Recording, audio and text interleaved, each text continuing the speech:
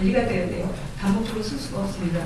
그래서 우리가 경과 목적으로 가는 소위 얘기해서 서울광장, 서울숲, 저희가 굉장히 그 국산 빌딩 외에도 민간 시설이든 뭐든 간에 서울시를 정말 잘 보일 수 있는 것을 그야말로 윈도우 투 서울 그래갖고 그런 프로젝트에서 굉장히 다양한 경과 CCTV 또는 IP 네트워크 그 카메라를 설치하는데 그거 역시 시민 편익을 위해서 뭐 끌고 당기고 뭐 확대하고 줌빙하고 이런 기능이 굉장히 좋았어요.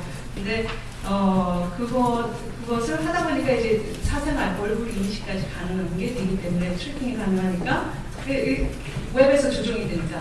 그래서 이것 때문에 저희가 완전히 묶음형으로 굉장히 서비스를 후퇴시키고 얼굴이 안 보이는 정도의 줌만 적용시키는 정도의 서비스를 지금 하고 있는데요.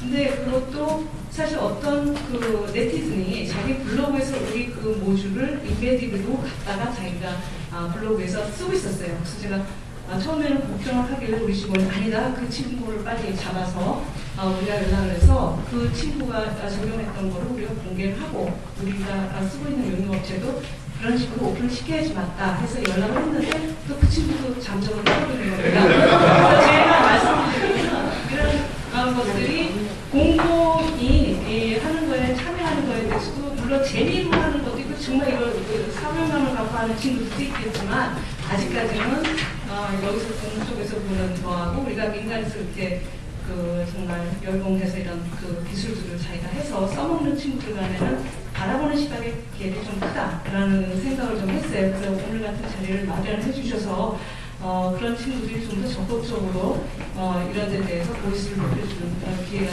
되게 해주셔서 이런 게 굉장히 감사드립니다. 그런데 이제 가버넌스 1.0으로 돌아와서 그 중에 하나가 지금 오픈 API 이슈가 있는데 오픈 API가 기상청이 굉장히 선도적으로 잘 하고 있고요. 그 다음에 사람들이 원하는 거는 교통정보와 또 돈이 관련된 개발정보 또는 주택거래정보입니다.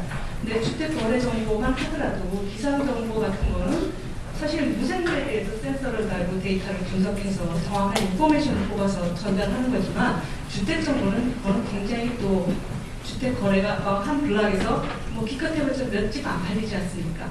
그래서 추정을 하다 보면 어느 블락에 팔린 집에 대한 정보를 하다 보면 사실 어느 우리 옆집이 팔린 걸로 파악을 할 수가 있어요. 그래서 이게 상세지다 보면 결국 사람이 관련이 돼 있고 개인 프라이버시 굉장히 중요한 정보들이 연관이 돼 있습니다. 그래서 알고자 하는 사람은 그저 그 주변의 평균 가격이 얼마에 거래되는지 알고 싶은데 왜 그걸 못 주는 거예요? 하겠지만 그것이 굉장히 세분화되면서 그런 문제가 있기 때문에 저희도 그 수준에 대해서 상당히 조심을 하면서 작년부터 조금씩 표출을 하고 되도록이면 당장 주는 게 아니라 2주 또는 한 달 전 정보를 표출하는 것도 시도를 하고 있는데 그래서 그런 것도 공공정보가 일단 시민들한테 하는 게 있고 또 그걸 갖고 다른 거기에 상가를 분양하는 사람이 또는 그 지역에 무슨 학원들을 위해서 서비스를 하려는 사람들이 메시업을 할 수 있을 텐데 그렇게 이해관계자들이 그런 정보를 활용할 때 자기 편의에 따라서 어떨 때는 6개월 전 정보를 갖다 끌어쓴다든가 축적을 해놨다가 어떤 건 거의 최신 정보로만 업데이트를 한다든가 그 사용에 대해서 공공정보를 자기가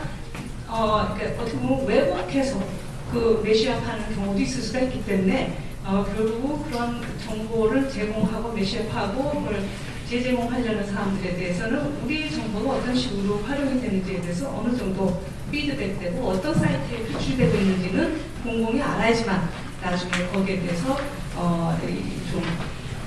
맨 끝단에는 시민들의 그 불만이라든가 그 정말 불이익을 해소할 수 있는 게 아닌가 그런 생각이 되고요.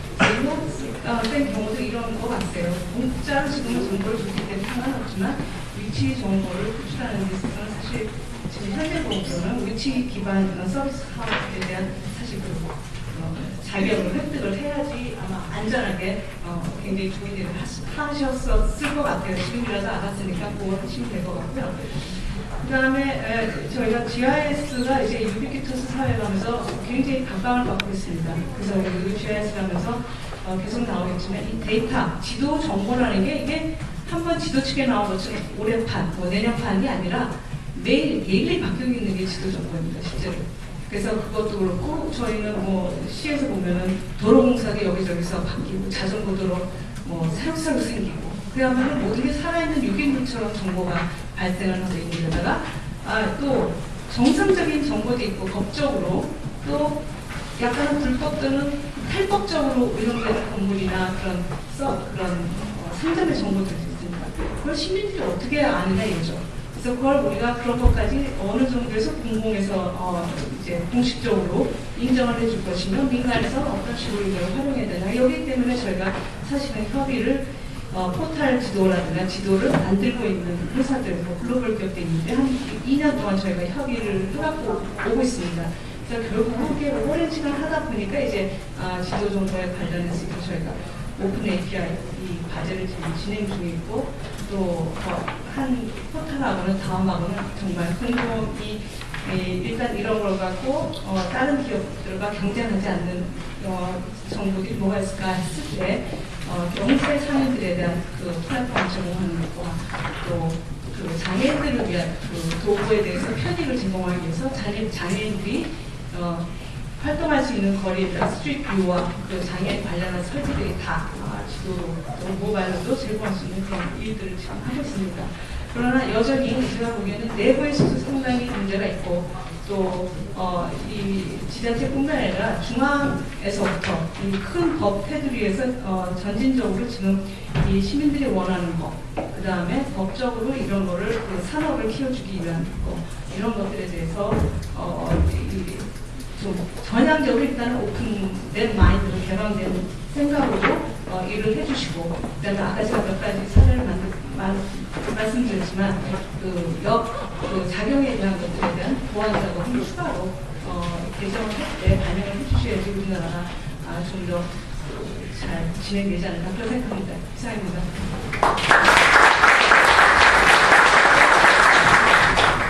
네, 송 과장님 고맙습니다. 이 현장에 계신 분들도 그동안에 또